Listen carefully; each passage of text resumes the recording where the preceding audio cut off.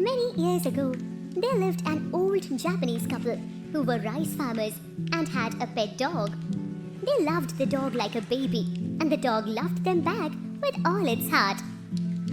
The rice farmer was kind to all living things and fed the birds on his farm. One day, the old farmer was working in his rice fields. The dog bored the rice farmer, trying to draw his attention to a particular spot. The rice farmer followed the dog to the spot.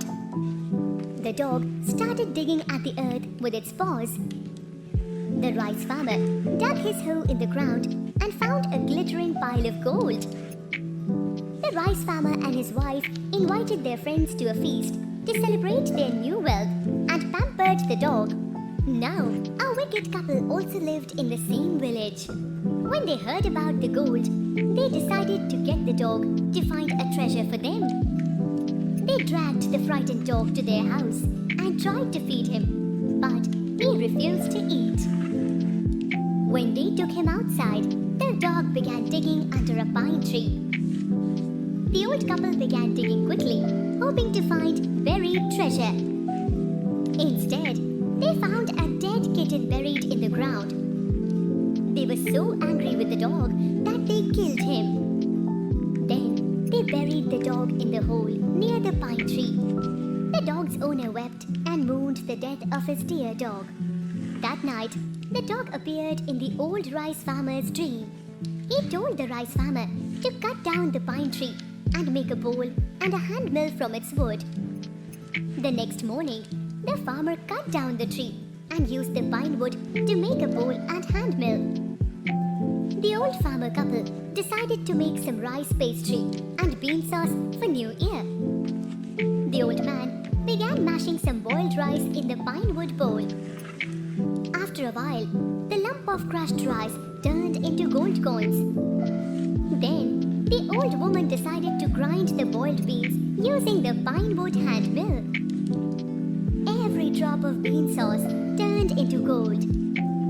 The rice farmer and his wife were rich once again. The jealous neighbors borrowed the pine wood bowl and the hand mill from the old rice farmer.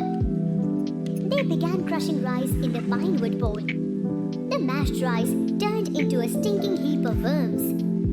Angrily, they chopped up the wooden hammer to use as firewood. After some days, the dog's spirit appeared in the old farmer's dreams again. He told the old man that his neighbors had burned the pine tree bowl and mill. The dog instructed the rice farmer to sprinkle the ashes of the pine tree on dead trees to make them bloom. The rice farmer requested the wicked couple to give him some of the ashes of the burned hand mill. The wicked couple angrily allowed him to do so. The rice farmer went home and sprinkled a pinch of the ashes on his barren cherry tree. Immediately, the cherry tree had beautiful and fragrant pink flowers. One day, the landlord was passing by the rice farmer's village.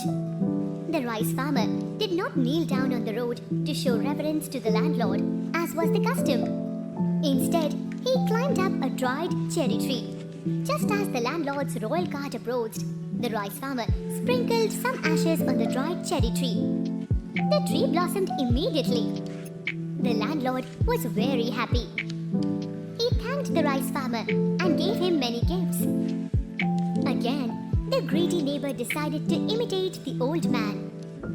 He collected some ashes from his fireplace. One day, another landlord's procession was passing by on the highway. The wicked man climbed a dried cherry tree.